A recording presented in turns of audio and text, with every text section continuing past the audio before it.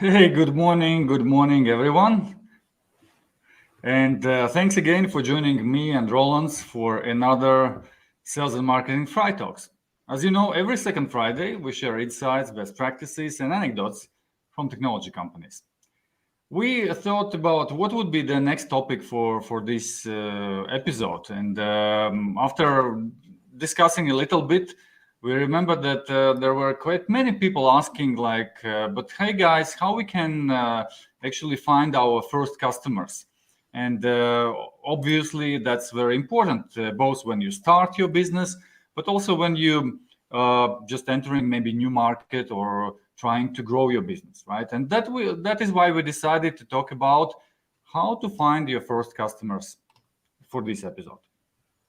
Yes, and it's incredibly important to find the first customers. Yeah. First of all, to find somebody who's willing to pay for your services. But second thing, first customers also are usually the ones who provides you with most learning, with most feedback, which allows to better understand your own offering, to adjust it to fit the market, and so on. So it's incredibly important, and many businesses has just ceased to exist because they actually failed to get first or second customer. So it's incredibly important to get it right. Yeah, and more importantly, of course, is basically something you can do without maybe very significant investments in the very beginning of your journey. And I would like to start talking about this from that perspective, what we already have discussed many times, and you can definitely find us talking about the customer journey and go-to-market strategy in our past episodes and our webinars, what we were running in the past. But everything actually starts with understanding these fundamentals, because every one of us is going through certain stages of so-called buyer journey before we end up with buying something. And just to remind you that at B2B and especially in solution sales, those stages are following. First of all, there is so-called no problem aware stage, when people are even have not recognized that there is a problem yet. Another stage is that they have recognized that there is a problem and that called problem aware. And then when they have recognized the problem, obviously they are looking for a solution, and that's the stage what called solution aware. After they have recognized the solution, they are looking from whom to buy the solution, and that is the stage what called vendor aware.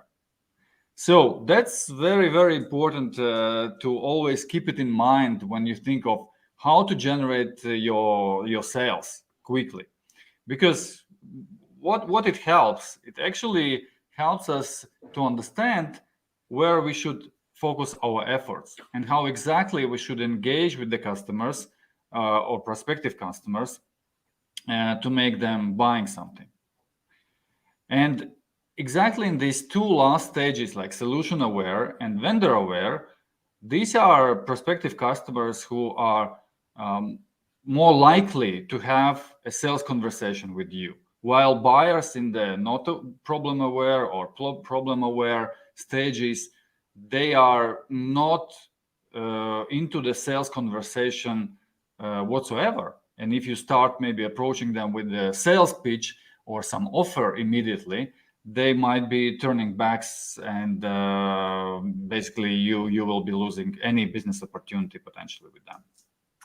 Yeah, I would say that marketing to people who are in later stages of a buyer's journey often can work quite well in beginning, because then you are basically not talking really about generating demand like you would be if you explain people the problem and how to solve it, right? But you are rather capturing existing demand already. However, it's a tricky thing, and we have seen that in few of our customers as well, because you see, when we do analysis, sometimes we notice that there's a traffic to website and people are taking some action, but often we see that their visits are short and mostly they are visiting pricing page only. And this to me seems for a quite simple reason, because you see, those prospects have already made up their mind, and they have already made certain impression about the solution they prefer.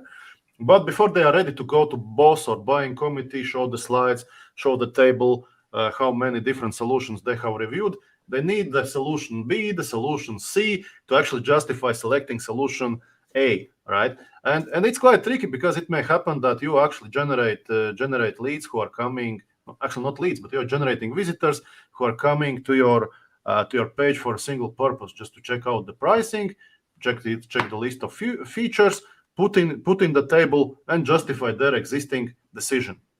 So this is a tricky strategy. Sometimes though it can work. I think definitely if you just follow this strategy as an only strategy, it might be misleading, as Roland just explained. But if you combine it with something else, and that is actually something what you need to understand, what are these behavioral moves of the customer or activities, what can indicate about their intent to buy now, right? And that's the way how you can actually determine from all these different stages what people are going through, who are these buyers who are most valuable for you at the moment, right? And this behavior and their kind of indicated interest can help you to determine it. For example, if somebody is looking for a solution overview or a solution demo, or maybe trying to compare different solutions, or finding or looking for information about the costs or ROI or a business case template or something like that, that can indicate or can be indicator that there is some interest or some activities happening in the stage which is around selecting and around actually preparing for a buying decision, right? So that's what you need always to build, like a map of these activities, what can indicate and help you identify this type of customers out of the all who are either visiting your website or just doing something on the web. Yes, and if people are mostly visiting your website to read blogs or watch videos which answer question how to solve the problem, that again, from other hand, is a clear indication that they are more likely to be problem aware, or they are in transition to becoming problem aware, because they are trying to understand how to solve the problem. They are not perhaps yet looking for demo or pricing, etc. But they how to figure out how to solve the issue. Yeah, so that means that basically they try to educate themselves, which is not bad at all, but they are probably not currently in the buying stage, right? And that's very important to remember. However, maybe if your content is again aiming the final stage of the buyer journey, where you maybe compare different solutions, or maybe you explain, some questions related to the deployment of the solution, or the pricing structure, or anything else, which again are related to the those triggers or indicators of the real buying intent, that might be a good idea also to target those and try to convert them at the spot, right? And there are different ways how you can do that. But nevertheless, again, remembering those different stages of the buyer journey and understanding what can indicate in terms of the behavior, in terms of the activities of the customer, that they are in these last two stages of this buyer journey, that's one of the important things to understand for you, to be able to identify those potential prospective customers. Then the next obviously is about, okay, when we have understood that, what we can do about this. And there are two ways probably to look at lead generation in general, or building the pipeline. First of all, it's an inbound, so-called. When you basically rely on customers to come to you based on those activities, based on the content and everything else what you are providing in the web or digitally. And I would say that at minimum, if you're just starting, and sometimes we see that even well-established companies somehow overlook this, at minimum, make sure that you have a paid search campaign running to capture those who are searching on Google or maybe Bing or elsewhere, depends on your market and their preferences for the search engine. For a solution category, for instance, where you are playing or competing, maybe they're searching for the pricing of these type of solutions, comparisons, competitors, maybe some specific solution terms, what again indicates their interest about this solution and buying intent. And you need to combine them with those intent keywords like pricing for that or that, or maybe how to purchase that on that, or whatever else. So that is something what you definitely need to define and make sure that this is running always on, because this is the source of leads what are already in the buying stage or close to that. Additionally, I would say, yeah. From my side, I would say it's though it's very very important when you think about inbound marketing. Really think of where your customers are in buyer's journey and what you really want to do. Because although as we are talking now, capturing existing demand is kind of, it seems like a low hanging fruit. It may be quite difficult to hijack customers' preferences at a very late stage. And you see, unless your offering is compellingly, significantly, multiple times better than that of competition, and you can also demonstrate it very quickly once the person actually lands on your landing page or on your website, this may be quite impossible. And because persons may already have made up their mind, they have studied competition, read their case studies, watched their demo, etc. And as discussed, they have just came for the pricing and features to put in the table, right? And research shows actually that before a person is ready for conversation with sales representative, typically they have consumed already 5 to 6 units of content, right? And this only happens if actually the person is looking for content, if person is trying to understand the problem better or is trying to understand solutions. So my preference, and again, it's not in all businesses. Businesses are different and strategies are different. But my recommendation would be try also to go as much early into buyer's journey as possible, and try really to help people to understand their problem. Try to help understand solution landscape. Don't push your solution as the only one, but explain the market looks this way. There are such solutions. Here are the benefits and drawbacks of each. And for our solution, we are positioning it this way. It is best for this kind of situation, for this kind of customer, and so on. Because after all, what you need to do, you need to get this conversation, this meaningful conversation with your prospects. But you can only deserve that if you have built a trust. Because you see, visiting website just to check pricing, that's kind of, it doesn't require trust, right? Real to put a line in a comparison table, you don't need trust. But to have a conversation with other human being, particularly if you are shy or you expect to talk with a salesperson, which may be a bit pushy, that requires the trust. And really, I believe that business can happen if the trust has been built up. Not if it hasn't been, or else you end up just investing your marketing dollars to give people opportunity to fill in their tables, and that may not lead to good business results. Yeah, absolutely. I think we already touched it many times about the importance of the buyer journey concept and about importance to engage with customers early enough. But same time, as we also just mentioned, that it's similarly important to make sure that you have those basics covered. Like, for instance, be on the first page of the search when somebody is searching for the solution or category you are playing it. And that's not as simple as just paying Google, but you also have to be carefully looking at these keywords, trying to build proper combinations to make sure that you are targeting those who are in real intent to buy. That's the one thing. Secondly, to make also your message relevant, you have to prepare right offering and actually make them kind of as a separate from your generic maybe web sometimes, because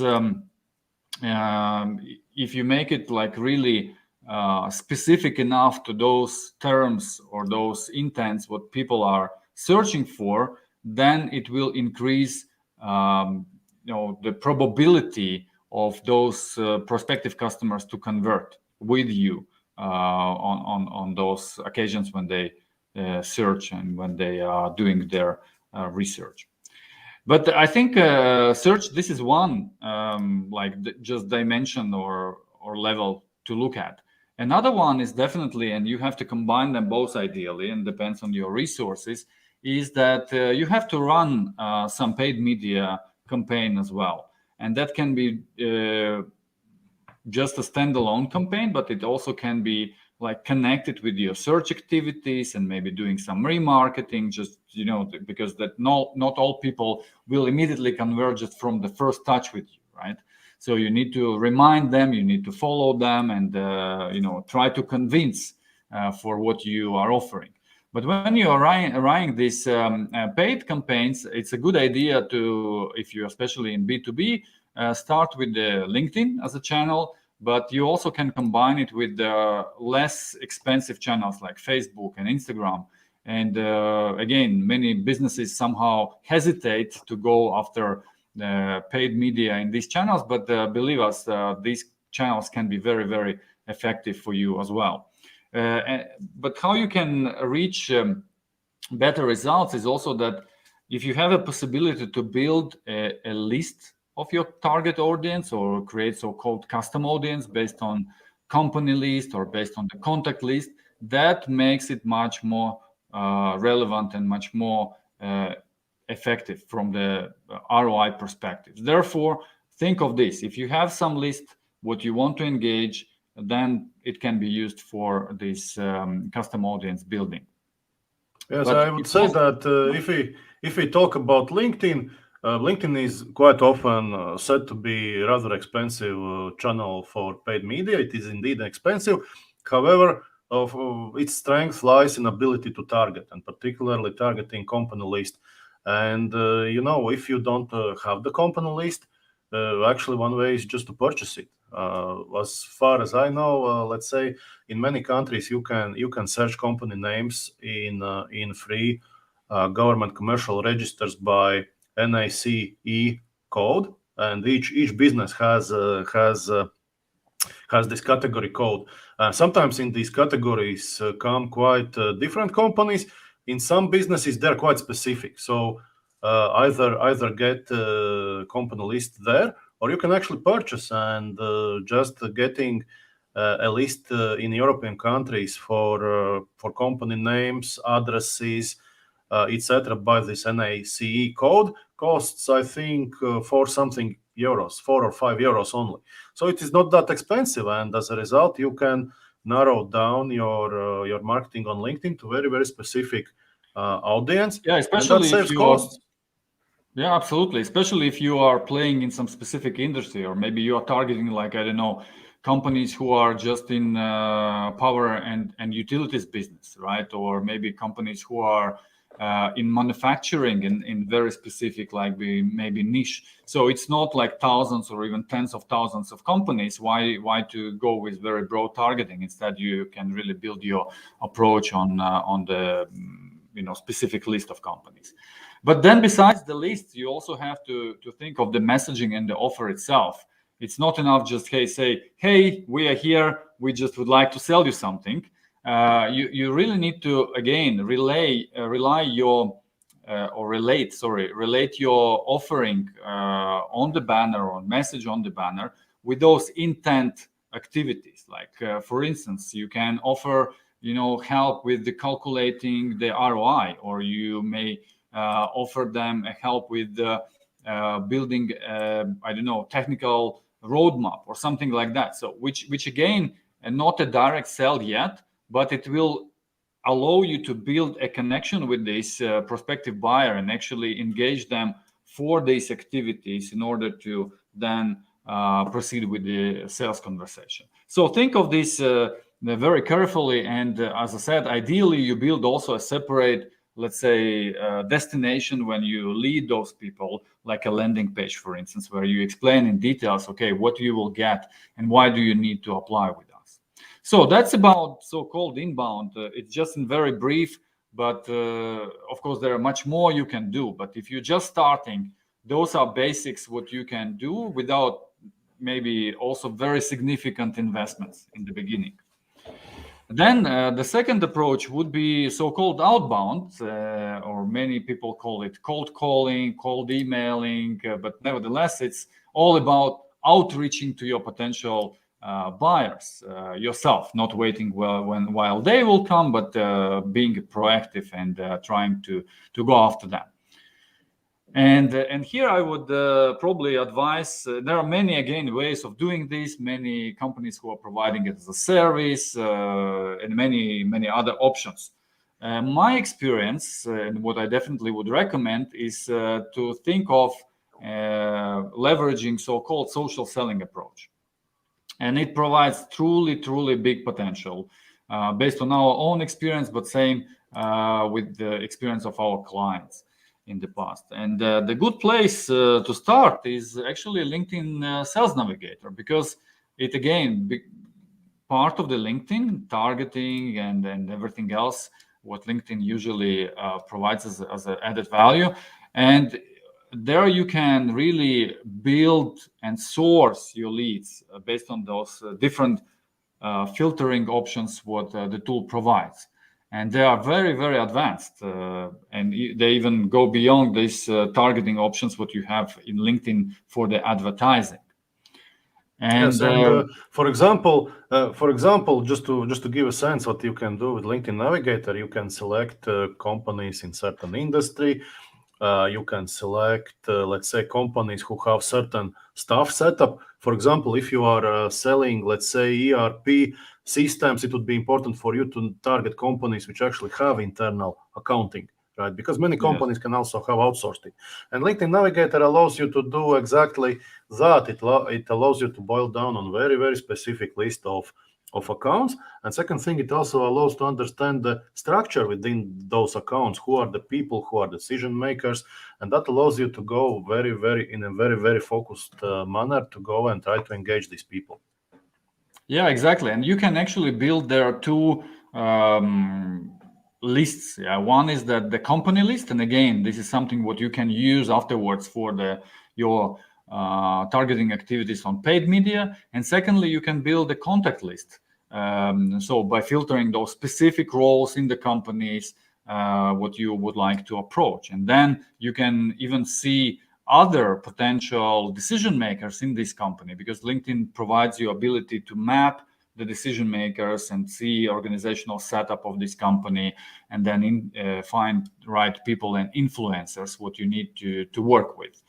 There are some other ways how to basically maybe make it even better, working better for you. So for instance, you can filter out those people who have recently changed their positions, because when somebody has changed a position or has started a new position, they are much more open to new stuff, to changes. And that would be definitely a priority, to engage with those contacts who are just starting or they started recently, and you will see that they will be much more willing to have a conversation with you. But in order to start this conversation, you also have to be prepared. And the one part of the preparation is research. So again, the same LinkedIn Sales Navigator provides you different ways of looking at company level, person level, to prepare yourself and to understand better what this company is up to, what are their top of minds, what are the latest activities, changes in the company, and so on and so forth. And that all can be used for your engagement with them. But besides that, you need also to prepare like a certain set of messages what you will be then using to build the connection with those people. And there are certain steps you need to take anyway, because it's not a good idea just to go and directly start selling. Much better idea is to follow at least this type of approach, that you take a first step for building a connection. It can be called introduction, where your objective is mainly to demonstrate your relevancy and connect with your prospective customer.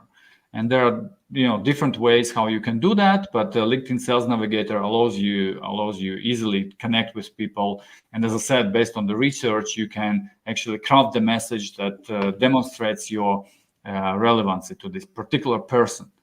Then as soon as you get connected with the person, your next step would be about bringing some value into the conversation and triggering the sales conversation.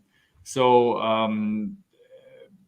the main idea is here really to open the door to a sales conversation and try to get people into the next step, which would be actually a one-on-one meeting, either online or face-to-face. It's up to you and the situation what you are dealing with. But nevertheless, these are three main steps. First is introduction. Second is really bringing some value and triggering the conversation. And then the follow-up with the one-on-one meeting proposal.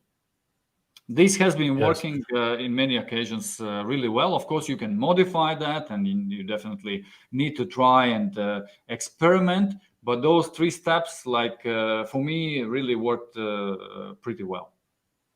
Yes, and as perhaps as one of the final thoughts, I want also to share something that has been working for us, and something that you can do irrespectively whether you have marketing budget or not. And it is actually use your network. And here I'm not talking about using your LinkedIn network or Facebook network or something, but use your network of relationships, right? And actually, people, I think, particularly in our part of Europe, are undervaluating network and networking. Americans are exceptionally good with it. We in the North, we are shy. We like to stay away from people, right? But actually, it's a good idea to start building your network as early as in preschool. Just make sure people know about it. How good relationship with them. Be nice. Let them feel good about them. And if you are connected with such positive emotion, they will remember you. And later on, when you start doing your own business, it's a time to talk with your network. And when we started, I found it very, very useful actually just to let people know what I'm doing right now, right? Because many people know me, many people know Andres, but not necessarily they know what we are doing or what is our offering right now. So do simple things. Send email to people you know. Send them message on LinkedIn. Ask them for coffee, right? And it's incredible how supportive people are, because many people, when learning that some of their acquaintances is doing new thing, are happy to meet, find out how it's going, how they can support, and so on. And that can allow you to actually either get new business or at least learn something. So do make sure that first of all you leverage your existing relationship, and also if you are not thinking about entering business or something, nurture your relationship, your network early on, because even if you are taking away everything you have, right, and you are left just with your knowledge and skills and with network you are already having quite good foundation to start your business with. Yeah, absolutely. It's very valuable advice, I think. Again, today we didn't went like into very advanced and very deep dive scenarios, but we wanted just to give some kind of overview on stuff what everyone can do without significant investments, and I hope that it can be somehow helpful in your activities of building your new customer base and growing your business. So again, start with basics, and as soon as you have done that, you will have also capacity of moving to the next level and advance your customer engagement and lead generation activities. So as time is running out, I would like probably to thank you for being with us today, and also remind that we have all our previous episodes available both on the LinkedIn as a recording under IBD Consulting profile, but you also can find them on all the major podcast platforms and listen it as a sales and marketing FriTalks podcast, what I encourage you to do. And if you listen that, also please rate us. So we know that you like it or you dislike it, but nevertheless, don't leave us without any feedback, as we want to make it more relevant to anyone who is interested in what we are doing. So therefore, really, please go to podcast platform, subscribe to us, and give us your feedback. Otherwise, I wish you great rest of the Friday, a wonderful weekend, and we are back in 2 weeks with another topic to discuss. See you next time. Bye-bye, guys. Bye.